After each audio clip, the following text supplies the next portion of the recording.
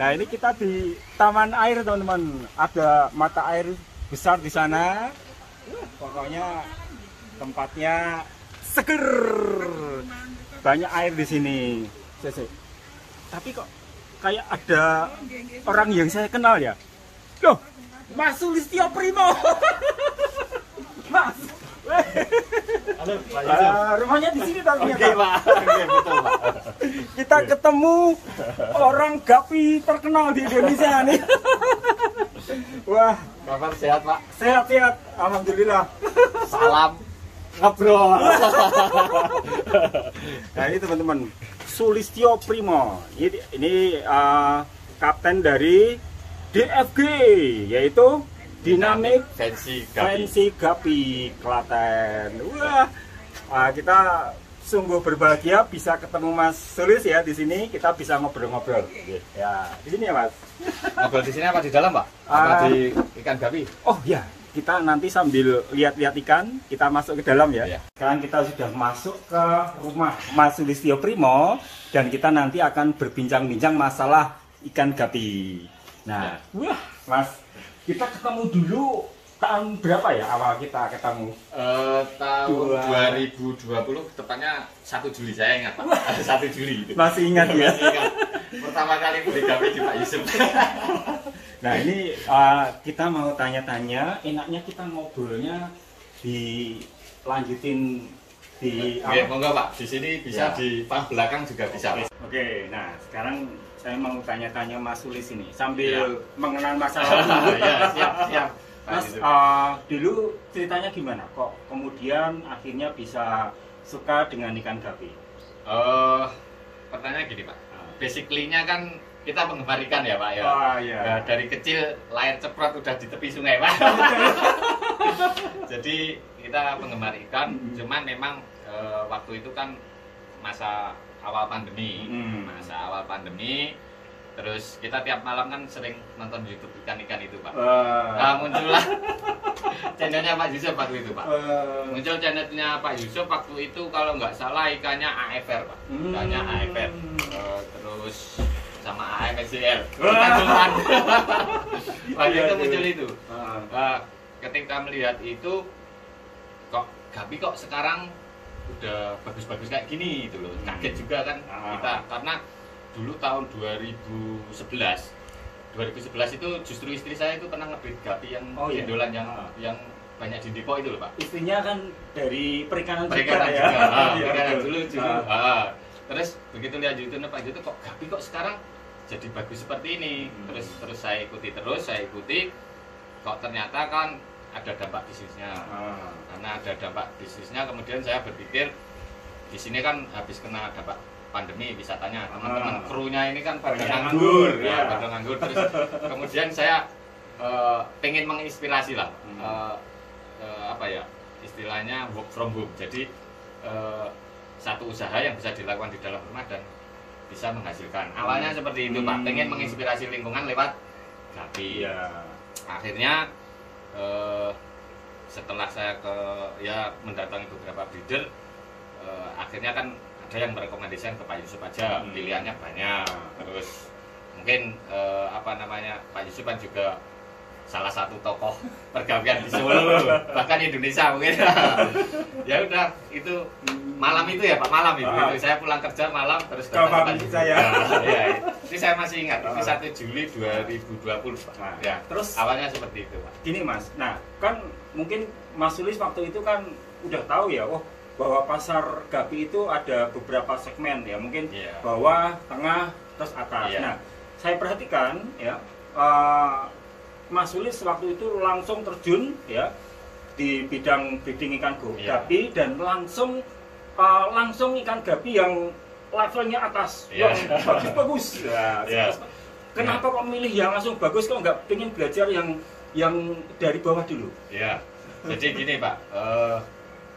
Sebenarnya secara kualitas gapi yang bagus, yang kualitas menengah dan istilahnya bisa dibilang mungkin TJK-nya. Sebenarnya waktu itu ketika datang ke Pak Yusuf, saya itu belum tahu gapi bagus itu bentuknya seperti apa, yang kualitas middle itu sebenarnya belum tahu, Pak. Cuman saya berpikir bahwa kalau kita beli yang bagus, ketika kita awal memulai, dalam bahasanya Jawa gimana? Gen eman Pak.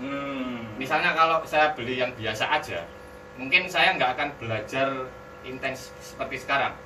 Jadi sak-sae gitu ya? Sak-sae, ya udahlah, beli murah mati ya wis. Itu.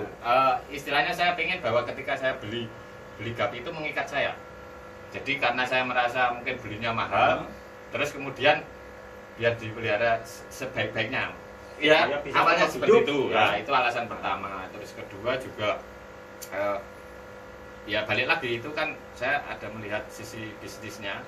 Kalau ini bisa saya kembangkan buat teman-teman awalnya Pak. Walaupun kemudian ternyata tidak sesimpel itu. Saya berpikir kalau gapi yang punya kualitas kan punya nilai ekonomi dan punya posisi tawar lebih tinggi. Saya berpikirnya seperti itu karena dalam hal bidang apapun, kalau yang mungkin kualitasnya biasa mungkin kan pelakunya akan banyak dan kita akan berdesakan di situ Pak. Nah, makanya saya membidik yang itu. Kalau nanti suatu saat ini jalan dan bisa dilanjutkan ya kita main di level kualitas gitu ya. Kualitas. Jadi sekali terjun sekalian basah Pak.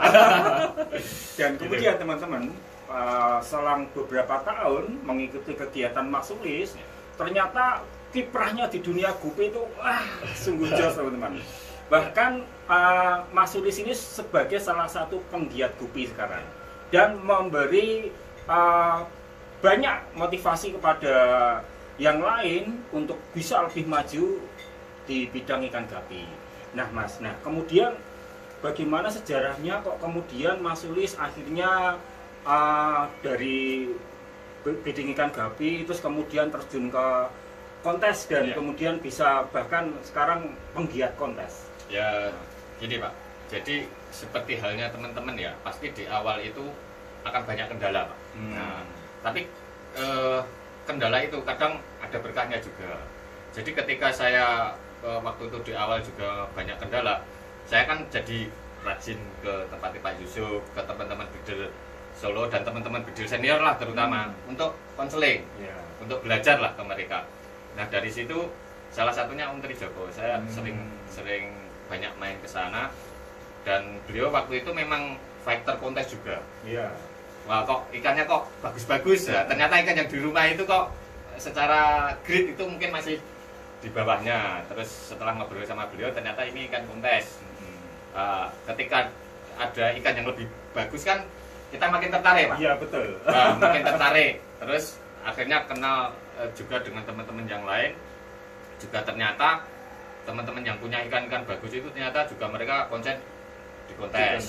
Nah dari Om Trijoko saya kemudian dikenalkan dengan ada Om Arul, Om Beni Setiaji, Om Dito. Nah ini itu dan kemudian mereka inilah yang kemudian secara dalam tanda kutip sedikit mempengaruhi dari pola pikir ini pola budidaya ikan saya ya Pak. Jadi kan terus kemudian setelah lihat ikan di Om Tri itu dia sering terjun kontes kan saya mulai buka YouTube di ini tentang ikan kontes. Waktu itu belum banyak Pak. Belum banyak yang belum banyak. Kalau saya kan kebanyakan tentang bidding ya. Iya.